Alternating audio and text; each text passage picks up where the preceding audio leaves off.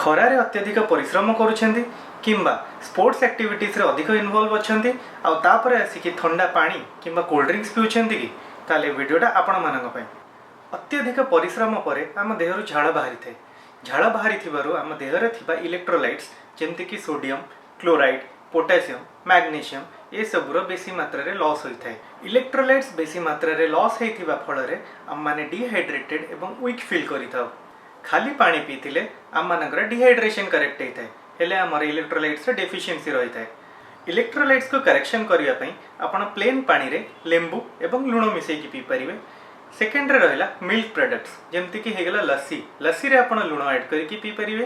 Third हेगला coconut water पौड़ा पानी रे रही है पोटासियम। फोर्थ हैला फ्रूट्स जेकोसी फ्रूट्स जोड़ा कि सुगर कंटेंट रे कम थिबो आपण ताकू बिना चीनी ऐड करके जूस बने की पी पारिबे। फिफ्थ हेगला ओआरएस बहुत